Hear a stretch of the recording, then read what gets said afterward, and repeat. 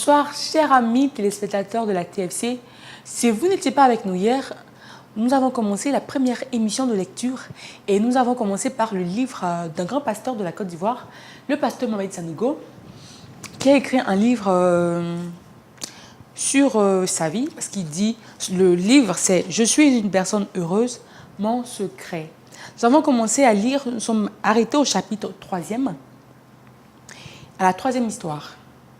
Alors, si je dois faire un résumé de ce qu'on a lu hier, d'abord, je pourrais dire que faut déjà l'état d'être heureux. C'est un choix. On n'est pas heureux en fonction des événements. Disons, il nous demande de ne pas être heureux en fonction des événements. Il ne faut pas tenir compte des événements pour qualifier ou pour vivre, voilà, un moment. Il ne faut pas vivre un moment de tristesse quand tu vis un événement triste. Il faut décider d'être heureux, malgré les circonstances. Il faut décider d'être heureux, c'est un choix, voilà. Et comment décider de vivre heureux, c'est de donner de l'amour. Partager de l'amour en toutes circonstances.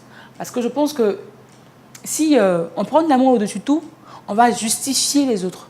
Et à force de justifier les autres et les choses, il n'y aura rien qui pourra nous rendre malheureux. Parce que si tu justifies l'autre, il n'y a pas de raison que le mal que l'autre pense te faire soit un mal pour toi. Il devient automatiquement bien. Parce que tu as de la compassion pour l'autre. Donc, on s'est arrêté à la 3e histoire. Je vais continuer la lecture. Alors, asseyez-vous. Hein.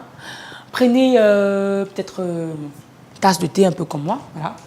Et puis, bon, ben, à tout de suite. Hein. L'amour sauve. L'amour a sauvé quelqu'un comme l'apôtre Paul, que même les chrétiens rejetaient à cause de son passé. Lorsqu'il est arrivé à Damas, les autres le fuyaient parce qu'il avait persécuté l'Église.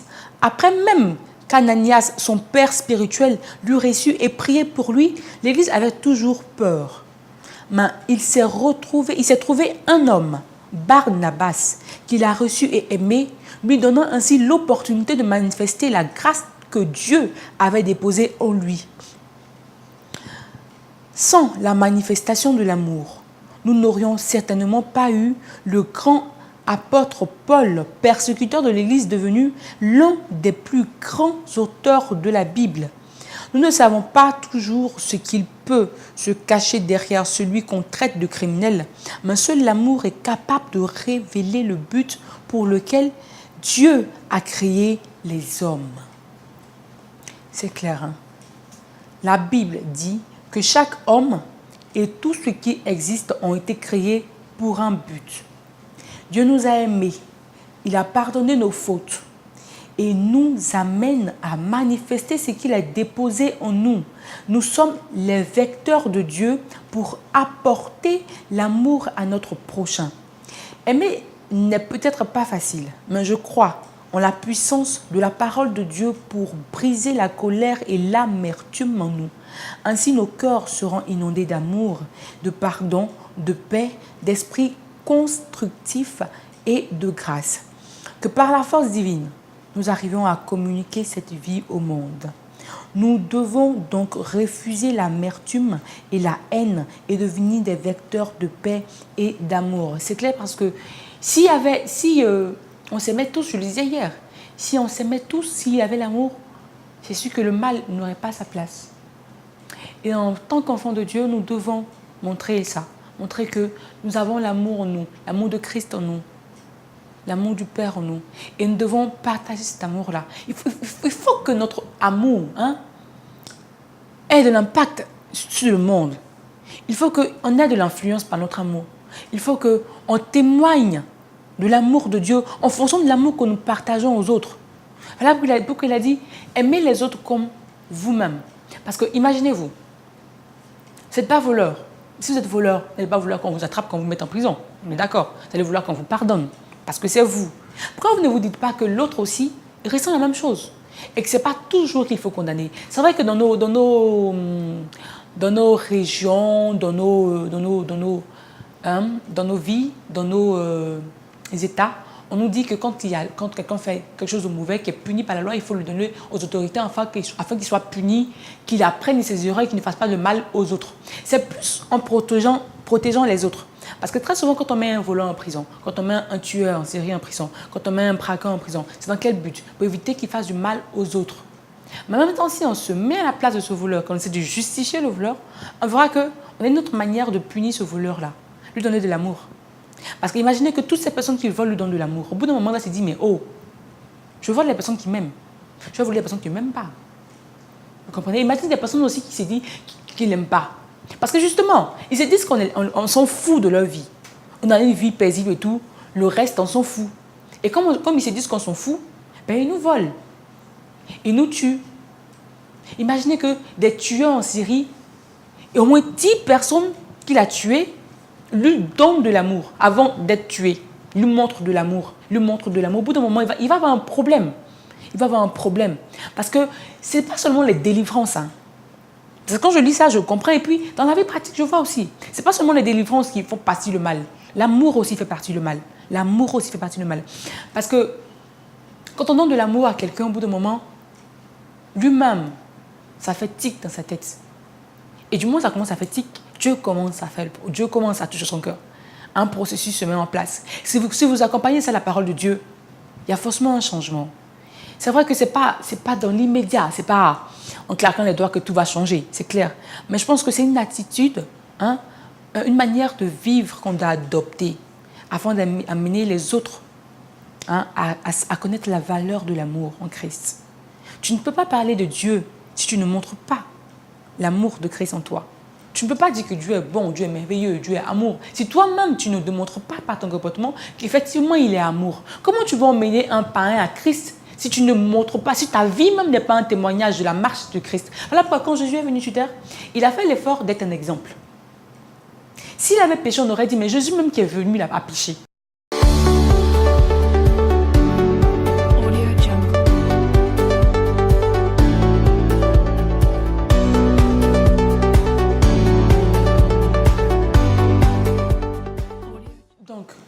Je disais, avant qu'on ait passé la pause, qu'il est vraiment important que nous nous démarquions en tant qu'enfants de Dieu, que nous montrons que en Dieu est l'amour. Donc je disais que Jésus lui-même, il était un exemple pour nous. S'il n'avait pas été cet exemple pour nous, on n'aurait pas essayé de marcher selon ses préceptes, selon ses pas. On n'aurait pas essayé de le suivre. Il était un modèle pour nous. Et il n'a pas péché jusqu'à ce qu'il parte vers le Père. Il reparte vers le Père. Et c'est ce que le Père nous demande. Et le Père, il est conscient qu'on ne pourra pas marcher textuellement comme Jésus parce que nous sommes sur la terre. Et nous sommes pas des... Nous sommes nous. Voilà. Mais on fait l'effort de marcher comme on peut. Même s'il est difficile, essayez de vous dire qu'il est impossible de respecter les 10 commandements de Dieu. Essayez de vous dire que c'est carrément impossible. Et prenez seulement, aimez vos prochains comme vous-même. L'amour. Quand on prend l'amour, seulement l'amour, si on aime le prochain comme nous-mêmes, qu'on n'aimerait pas qu'on prenne notre femme ou notre mari, on ne va pas prendre le mari de l'autre. On est d'accord? Si on aime notre prochain comme nous-mêmes, qu'on n'aimerait pas qu'on nous vole, on ne va pas voler l'autre. Si on aime notre prochain comme nous-mêmes, qu'on n'aimerait pas qu'on nous tue, on ne tuera pas l'autre. Vous allez voir que quand l'amour est, il est plus facile de respecter les 10 commandements de Dieu. Quand l'amour véritable est, l'amour en Christ, l'amour que Dieu nous demande d'avoir envers les autres, quand on a cet amour-là, c'est tellement, ça devient plus facile. Ça devient vraiment plus facile de ne pas faire le mal, de respecter les 10 commandements.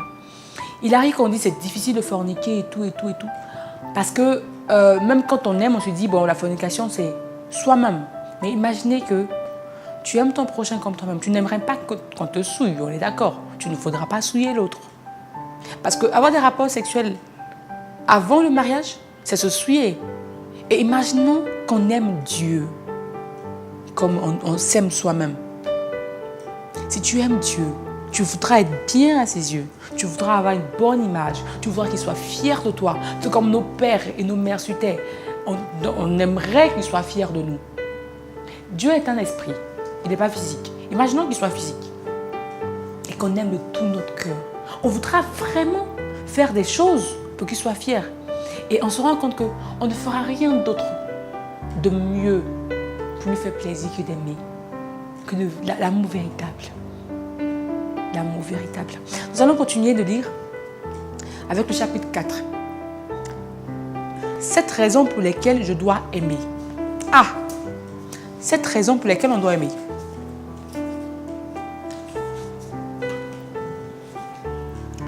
Je lis. L'amour est le principe même de la vie. La Bible nous dit que la mort et la vie sont au pouvoir de la langue. Quiconque l'aime en mangera les fruits. Proverbe 18, verset 21.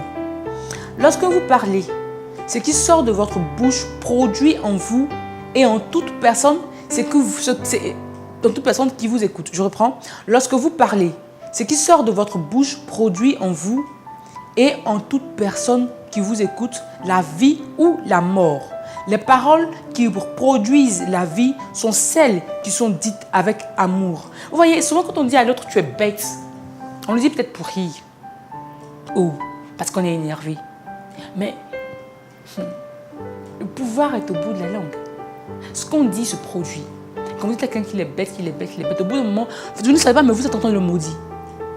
Donc ça a une influence sur cette personne-là. La personne devient effectivement bête. À vos yeux comme aux yeux des autres. Même quand vous trouvez que quelqu'un n'est pas gentil, qu'il est méchant, vous dites qu'il est gentil. Faites l'effort quand même. C'est vrai, c'est difficile. Vous savez, quelqu'un fait le mal et dit qu'il est gentil, c'est quand même difficile.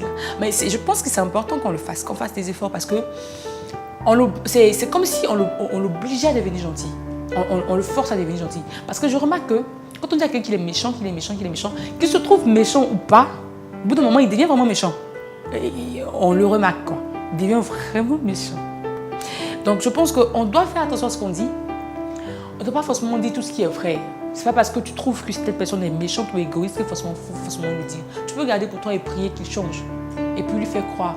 Bon, soit lui faire croire qu'il est gentil, qu'il n'est pas égoïste, mais en même temps, l'emmener à le devenir. Parce que c'est vraiment l'emmener à le devenir. Quand il est égoïste et que tu lui dis, t'es pas égoïste, il voudra te démontrer qu'il n'est pas égoïste. Il voudra te montrer qu'il n'est pas...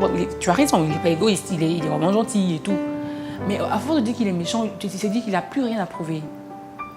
Comme il s'est dit qu'il n'a plus rien à prouver, il devient méchant. Donc c'est une malédiction que... On doit vraiment faire attention. Je vais continuer la lecture. La vie, c'est le bonheur et la paix qui viennent de Dieu. La vie est en Dieu. 2 personnes peuvent poser les mêmes actes, mais l'une transportera la vie et l'autre non.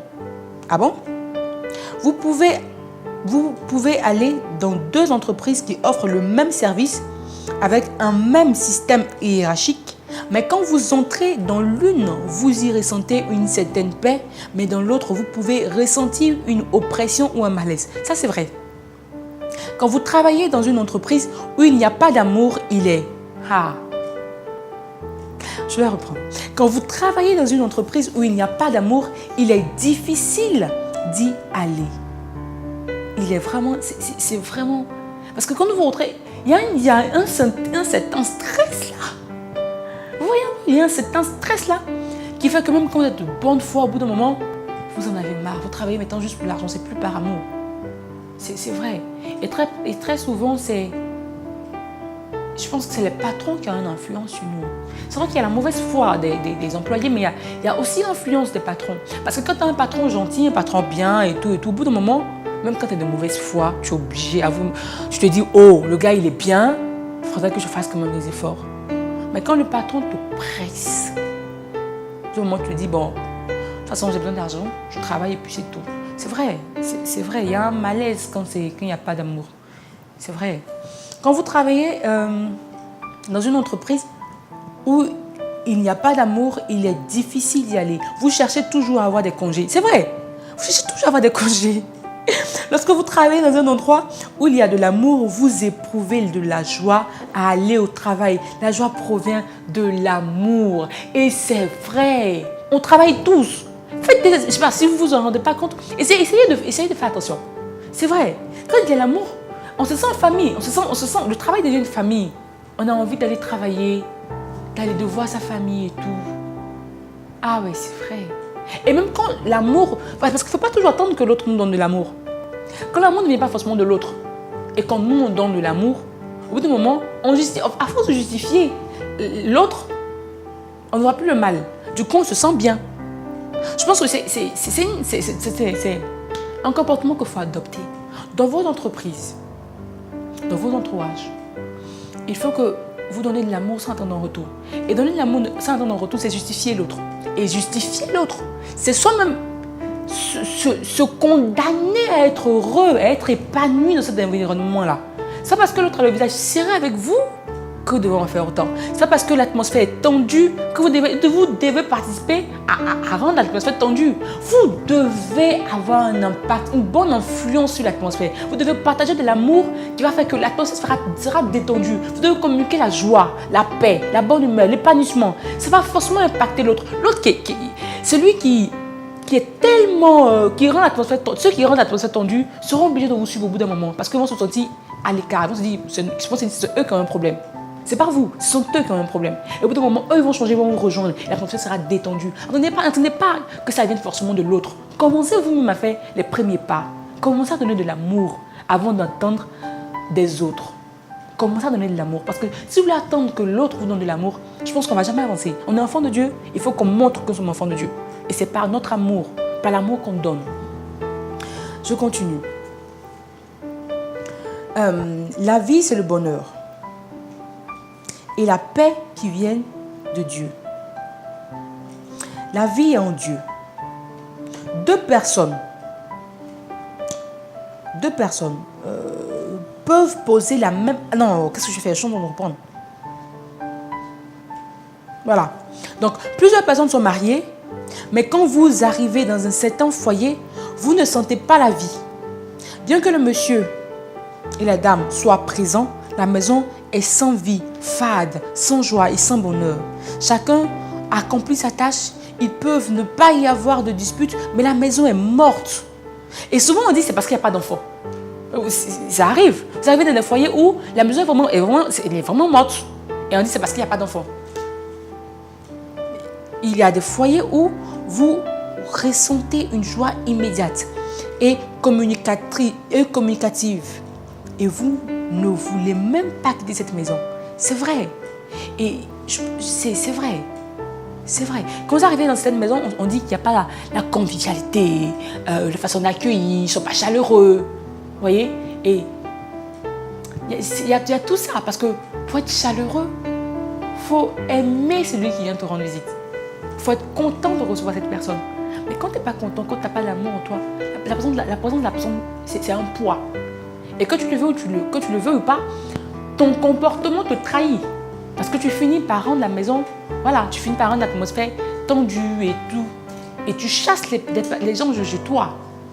Tu as besoin de paix, tu as besoin de tranquillité, certes. Mais tu es en train de t'éloigner, tu t'isoles tout seul. Et c'est pas bien. Parce qu'il faut vraiment montrer de l'amour aux autres.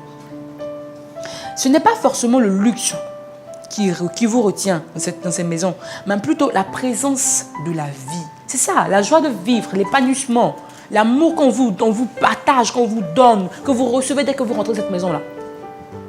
Pour qu'il ait la vie, il faut qu'il ait l'amour. Lorsqu'un mari parle à son épouse, même s'il lui fait des reproches, il devrait les lui faire avec amour parce qu'il l'aime.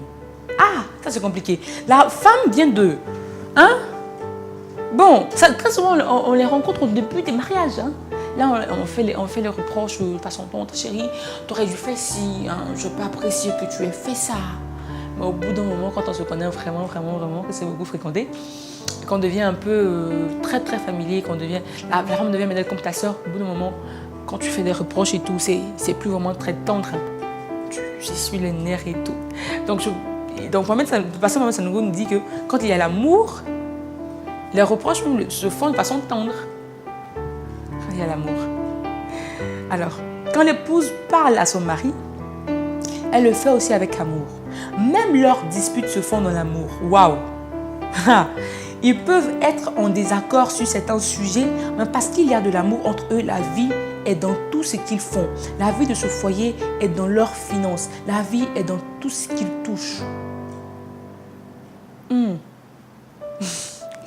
Mais quand il n'y a pas d'amour, quand les acteurs ont l'impression d'être dans ce foyer parce qu'on les y oblige, leur couple ne transmet pas la vie. C'est vrai, parce qu'au bout d'un moment, il y a des foyers qui sont plus remplis de vie parce que peut-être que monsieur veut se séparer de madame ou madame, ils rencontrent des difficultés, ils n'arrivent pas à surmonter. Du coup, ils sont là parce qu'ils sont mariés, ils sont là parce qu'ils ont des enfants. Et il n'y a plus de vie dans le couple. Alors que lorsqu'il y a l'amour, forcément il y a la communication. Parce qu'il y a l'amour, donc tout le monde veut que la situation s'arrange, tout le monde veut que les choses se passent bien. Donc forcément il y a la communication pour essayer d'arranger les choses. Oui. Du coup, on arrive à surmonter facilement. Et quel genre de communication? Une communication tendre, puisqu'on aime notre épouse et que notre épouse aussi nous aime en retour. Donc, ouais, la communication se fait tendrement. On n'en rencontre pas tout le temps. Hein? Je pense que ça va m'aider. Je ne suis pas encore mariée, donc je vais essayer d'appliquer ça. Et vous, dans vos foyers, essayez d'appliquer ça. Essayez de faire des reproches à vos conjoints de façon tendre. De façon tendre. Ça ne sert à rien de crier après. De toute façon, ce que vous dites en criant, il faut le dire tout doucement.